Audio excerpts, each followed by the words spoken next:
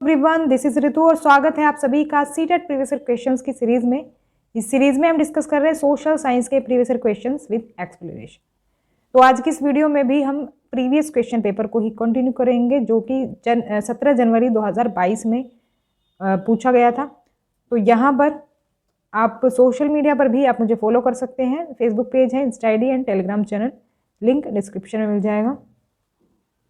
Question है, पृथ्वी पर उपलब्ध जल के बारे में निम्नलिखित में से कौन सा कथन सत्य है। तो यहाँ पर सही ऑप्शन सेलेक्ट कर लेंगे और ये हो जाएगा fourth option, only A and D. पृथ्वी के कुल जल का लगभग 3% ही स्वच्छ जल है, ये स्टेटमेंट सही है। और ग्लेशियर, नदियां, झरने और तालाब मीठे पानी के स्रोत हैं, तो ये बात बिल्कुल सही है। तो पहली और फोर्थ जो है स्टेटमेंट यहाँ पर हो जाएगी सही। नेक्स्ट क्वेश्चन में आपको 3 स्टेटमेंट्स दी हुई हैं और आपको यहाँ पर सेलेक्ट करना है सही ऑप्शन। सही ऑप्शन हो जाएगा यहाँ पर first, only A and B are true. वायुमंडल हवा प्रदान करता है जिसे हम सांस लेते हैं, और ये बात सही है। वातावरण सूर्य की किरणों के हानिकारक प्रभावों से हमारी रक्षा करता है। जो एटमॉस्फेयर बना हुआ है ना पृथ्वी पर, वो कहीं ना कहीं हानिकारक जो प्रभाव होते हैं सनरेज के, वो उनको कम करता है, मतलब रक्षा करता है एक तरह से। और तीसरा दिया है कि वायुमंडल पृथ्वी के गोले से शुरू होकर 4 परतों में विभाजित है, तो ये गलत है। वायुमंडल 5 परतों में विभाजित है, जिसके बारे में हम ऑलरेडी पढ़ भी चुके हैं। एटमॉस्फेरिक लेयर्स उन्हें बोलते हैं। तो चारों सीक्वेंस से याद मतलब पढ़ लेंगे, और उनको ये भी ध्यान रख लेंगे कि कौन सी लेयर में कौन सी एक्टिविटी होती है, तो ध्यान रखेंगे, वो चीज़ ज़्यादा पूछी जाती है वहाँ से। कभी कभी टेम्परेचर से रिलेटेड भी आ जाता है उसमें, लेयर्स में।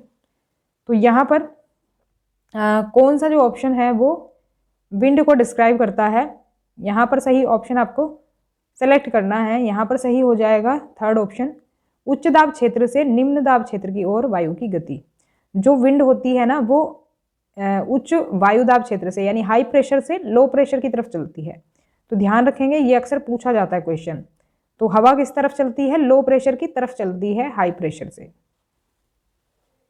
नेक्स्ट क्वेश्चन है, अशोक को अपने रिश्तेदारों से मिलने मुंबई से दिल्ली जाना है। अशोक परिवहन के किन साधनों का उपयोग कर सकता है? तो यहाँ पर सही ऑप्शन हो जाएगा थर्ड, बी, सी और डी। रोडवेज से वो जा सकता है, रोड के थ्रू, रोड के जो ट्रांसपोर्ट होते हैं, बस या फिर हम कहें मतलब कि बसेस से जा सकता है। और इसमें उससे भी जा सकता है, एयरलाइन से, मतलब फ्लाइट के थ्रू जा सकता है, और ट्रेन से भी जा सकता है। तो जलमार्ग कोई है नहीं मुंबई से दिल्ली के लिए, तो जलमार्ग से नहीं जा सकता। तो वही ऑप्शन हमें सिलेक्ट करने थे। नेक्स्ट क्वेश्चन है, निम्नलिखित में से कौन सा ऊर्जा संसाधन भारत में अधिकांश कारखानों में उपयोग किया जाता है? तो ये इस्तेमाल किया जाता है सबसे ज़्यादा कोयला। तो कोयला बहुत सी उसमें यूज़ किया जाता है। ऊर्जा संसाधन, एनर्जी का ये एक ऐसा रिसोर्स है जिसको कि ज़्यादातर कारखानों में इस्तेमाल किया जाता है। नेक्स्ट क्वेश्चन है, यहाँ पर असर्शन है और रीज़न दिया है उसका। तो यहाँ पर सही ऑप्शन देख लेते हैं। फर्स्ट ऑप्शन करेक्ट हो जाएगा, दोनों सही हैं। और जो एक्सप्लेनेशन दी गई है वो भी सही दी गई है कि जलाऊ लकड़ी जो होती है, जलाऊ लकड़ी और जीवाश्म ईंधन जो है, 2 मुख्य पारंपरिक ऊर्जा के स्रोत हैं, ये सही है। और जो रीज़न दिया है इसका, ये भी सही दिया गया है कि ऊर्जा के पारंपरिक स्रोत वे हैं जो लंबे समय से सामान्य उपयोग में हैं। तो क्योंकि ये लंबे टाइम से चलते आ रहे हैं, इसलिए इनको क्या कहा जाता है? पारंपरिक ऊर्जा के स्रोत कहा जाता है। तो जो चीज़ें पुरानी चलती आ रही हैं उनको पारंपरिक एक तरह से कहा जाता है, वो चाहे किसी भी फील्ड में हो।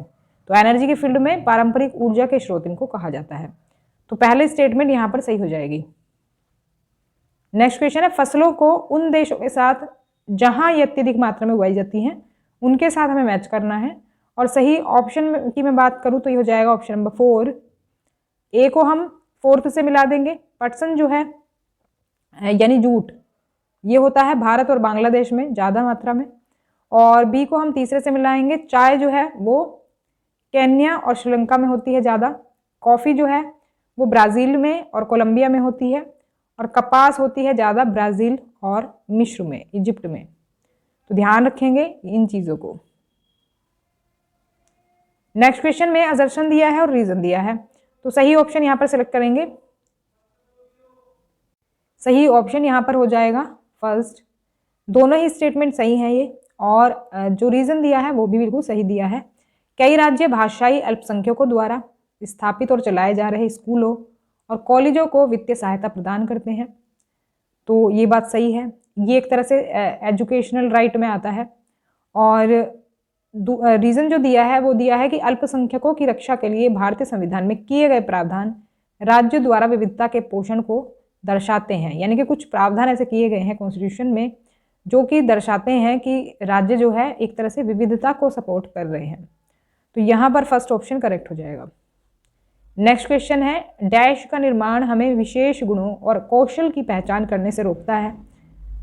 यह आगे व्यक्तियों में विविध गुणों के विकास को हतोत्साहित करता है। मतलब किसी में कोई क्वालिटी है अगर, लेकिन हम अगर किसी चीज़ को मानते हैं में से जो ऑप्शंस में दी गई है, तो उससे क्या होता है कि हम उसके गुणों को या फिर उसकी स्किल्स को पहचान नहीं पाते।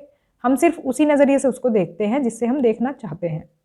तो इससे जो उसमें गुण भी होते हैं ना, जो वो एक तरह से मतलब कि हतोत्साहित हो जाते हैं। जैसे कहते हैं ना, उत्साहित करते हैं किसी को तो आगे बढ़ने के लिए, लेकिन हतोत्साहित जब हम करते हैं तो उससे वो डिमोटिवेट होता है वो पर्सन, और उससे वो आगे नहीं बढ़ पाता उस हिसाब से जिससे वो बढ़ना चाहिए। तो यहाँ पर सही ऑप्शन हो जाएगा सेकेंड ऑप्शन। स्टीरियोटाइप्स की हम बात कर रहे हैं, यहाँ पर रूढ़िबद्धता की बात कर रहे हैं। तो रूढ़िबद्धता अगर है, रूढ़िबद्धता का निर्माण जब होता है तो वो एक पर्टिकुलर पर्सन की हम क्वालिटीज़ और स्किल्स नहीं देख पाते, हम उसको सिर्फ उसी नज़र से देखें। जैसे किसी लड़की का एग्जाम्पल अगर हम लें तो लड़कियों को कहा जाता है कि लड़कियों को घर की देखभाल करनी चाहिए, या फिर लड़कियां जो है रेलवे इंजन जो ड्राइवर हैं वो नहीं हो सकती, या फिर लड़कियां जो है ड्राइवर भी नहीं हो सकती, कैब ड्राइवर नहीं हो सकती, लड़कियां जो है इंजीनियरिंग के फील्ड में नहीं जा सकती। तो एक तरह से क्या होता है, तो आप उनकी जो स्किल्स हैं उनको कम आंक रहे हो, आप उनको मौका तो दो, मौका दोगे तो वो काफ़ी कुछ करके दिखा सकती हैं। तो यहाँ पर सेकंड ऑप्शन करेक्ट हो जाएगा। नेक्स्ट क्वेश्चन है, सरकार के संसदीय रूप में क्या शामिल होता है, ये आपको बताना है। इसमें सही ऑप्शन की मैं बात करूँ तो हो जाएगा option number third, A is true B is false। तो पहली स्टेटमेंट सही है, यहाँ पर कार्यपालिका का गठन विधायिका द्वारा किया जाता है, बात सही है। और कार्यपालिका विधायिका के प्रति जवाबदेह नहीं है, ये बात जो है यहाँ पर गलत दी गई है, क्योंकि जवाबदेह होती है। तो ये थी हमारी आज की क्लास। वीडियो पसंद आई हो तो लाइक करें, शेयर करें और सब्सक्राइब कर लें चैनल को, जिससे कि आपको सभी नोटिफिकेशन एंड अपडेट्स मिलते रहें। बेल आइकन को भी प्रेस कर लें तो कोई भी नोटिफिकेशन मिस नहीं होगा। लाइव क्लासेस जरूर ज्वाइन करें, डेली 4 बजे रहती हैं शाम को, तो लाइव क्लासेस जरूर लें, क्योंकि उसमें मैं कुछ आपको टिप्स बताती रहती हूँ, जैसे जैसे मुझे याद आते रहते हैं। तो वहाँ पर मैं कुछ टिप्स शेयर करती हूँ जो कि आपके एग्जाम में हेल्प करेंगे, और तैयारी भी बेहतर तरीके से आपकी हो जाएगी प्रैक्टिस सीरीज़ के थ्रू, क्योंकि हम वहाँ पर इनको रिपीट कर रहे हैं प्रीवियस ईयर क्वेश्चंस को, और वहाँ पर किस तरह से क्वेश्चंस को सॉल्व करना है वो भी मैं बताती रहती हूँ। तो मिलते हैं नेक्स्ट क्लास में। और ये क्लासेस इसलिए मैं थोड़ी छोटी कर रही हूँ क्योंकि अभी एग्ज़ाम का टाइम आ रहा है, तो मैं ज़्यादा एक्सप्लेन नहीं करती हूँ इसी वजह से। बाकी स्टार्टिंग के वीडियोज़ में आपको ज़्यादा एक्सप्लेनेशन मिलेगी, तो वहाँ से उनको भी आप देख सकते हैं। तो नेक्स्ट क्लास में मिलते हैं, तब तक के लिए stay connected and keep watching study more knowledge. Thanks for watching.